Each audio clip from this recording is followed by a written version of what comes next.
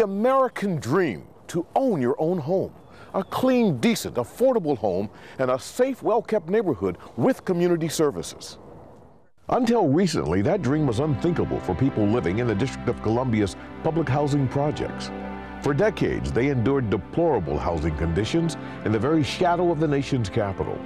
Low-income residents saw no way out of public housing slums, let alone into a nice home of their own. Well, all that's changing now. Right here at Wheeler Creek, in the Anacostia region, the American dream is a reality. Before we got together to get Wheeler Creek, the places where we were living at, we have had so many killings, so much drugs, so much stealing and robberies. We haven't had any crime at all at Wheeler Creek since I've been here. Everybody has a chance to be at Wheeler Creek, and everybody can better themselves here at Wheeler Creek. I love it here. I have a beautiful home, and I'm hoping and praying that I can work and continue on staying here. And no, I never thought I would be a homeowner. Now we are living like people should be living and enjoying ourselves. And take a good look. You'd never guess this lovely community of 314 mixed-income homes is public housing. Yet, this is just one of 5 public housing communities that have been revitalized so far by the District of Columbia Housing Authority. When we talk about the Anacostia region, which heretofore had been viewed as a region that was desolate, there really weren't a lot of resources that were coming into the community. The Anacostia region is very, very different, and the landscape for the Anacostia is changing drastically. Before 1995, more than 2,300 units in the district were vacant or uninhabitable. Many of the remaining 9,500 units had deteriorated to horrible conditions. Complexes were badly managed, if at all. Crime and gang warfare ruled. Residents despaired. Government didn't seem to care. It had let public housing fall into an appalling state that it could not rescue. In 1995, D.C. Superior Court Judge Stephen Gray concluded that something drastic had to be done. He removed responsibility for the Housing Authority from the D.C. government and placed it into receivership. David Gilmore, the court-appointed receiver, was handed a huge mandate: transform public housing in the nation's capital.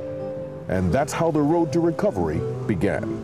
Mr. Gilmore and his team restructured the D.C. Housing Authority and its management system.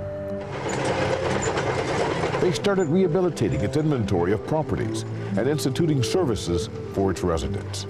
Their goal? Provide decent, safe, well-managed housing for thousands of low-income Americans who cannot afford it on their own.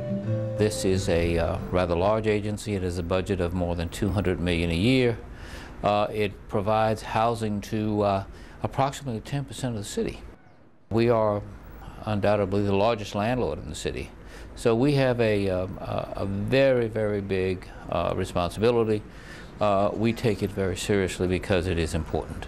The biggest challenges we have is increasing the supply of affordable housing. We have a very large waiting list for both Section 8 and public housing. In September 2000, receivership ended. Mr. Gilmore and his team achieved a stunning 5-year road to recovery of public housing in the District of Columbia. Legislation called for a smooth transition to a new governing structure, a board of commissioners, and Mr. Gilmore's hand-picked successor, Michael Kelly, as the authority's executive director. Now, where are we? This is Fort DuPont neighborhood, a wonderful neighborhood that's currently going through some revitalization. We've got some work that's... Good morning. Hey, good morning to you. Kelly. Good to see you. Fine, thank you. Here's a report that you were looking for. Thank you, Kim. You're doing a great job. We'll talk to you about this later. Thank you. Why is D.C. then so important? Well, in many ways, what we do here becomes a model for the rest of the country. When Congress looks to see what's working or not working in public housing, it's just a short drive from their homes to the Capitol, and the public housing they pass in many ways affects policy development. So what happens in Washington affects the rest of the nation? It certainly does. The 9 commissioners on the board are a diverse group. 4 are business people with a background in community development and urban affairs. They are nominated by the mayor and confirmed by the council. One is a labor representative, and one is deputy mayor for planning and economic development. The vision for the board is to stay committed to make sure that we change the culture of the housing authority so that residents are treated and looked at as customers, as you do in the private sector, and that we work to empower customers and to empower the staff to serve customers better. We all have a great interest in improving the housing authority, and we all have great compassion for the customers that we serve. 3 commissioners are public housing residents, elected at resident council meetings, a vital part of the vision. This housing authority has a philosophy that there is nothing that takes place within the public housing community that does not involve working with our residents.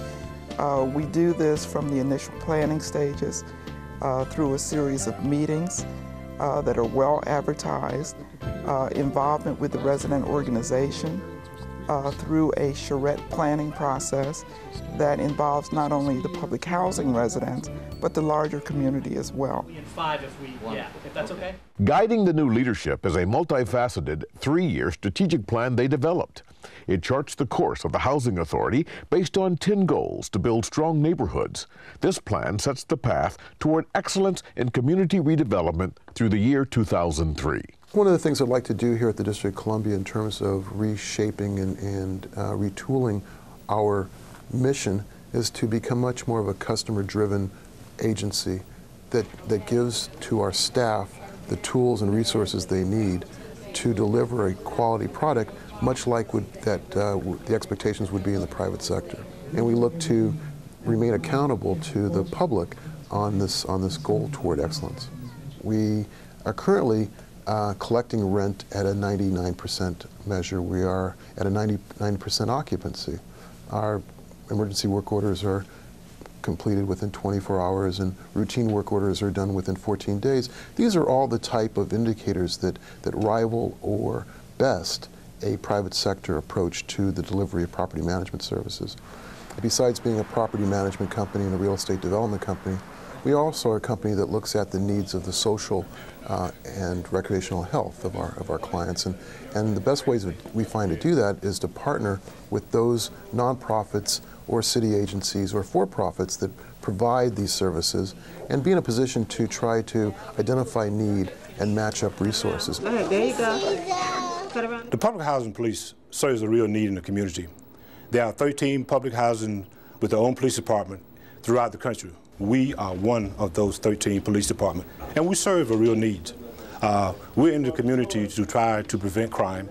Not only do we prevent crime, we go in, we are told abandoned autos, we get the vicious dogs out of the neighborhood, we arrest drug dealers, we write tickets.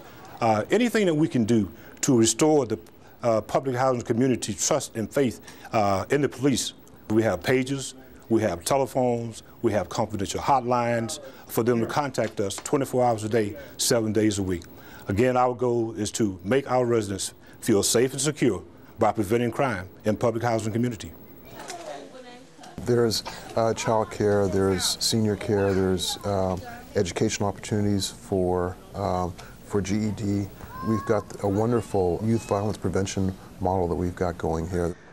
Our mission is to be able to work with this particular population, the younger population to some degree who fell out of the mainstream. But DC Housing is working very closely with the Alliance to assure the future of this particular generation.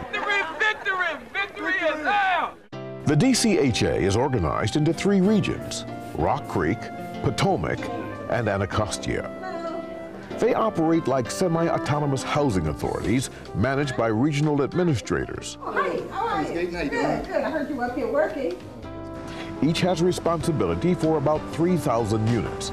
Anacostia, with its 16 properties, is a fine example of a region undergoing dramatic revitalization. It takes cooperation and dedication on every level. The federal government, the mayor's office, community stakeholders, housing authority staff, and the residents themselves. Each of our resident organizations have what is called a resident council, which is very much similar to a civic association in a privately owned community. One of the things that we have found is that if resident organizations come together and form a business entity, a community development corporation, it increases their ability to go out and to contract not only with the housing authority, but to contract with other vendors as well for entrepreneurial opportunities.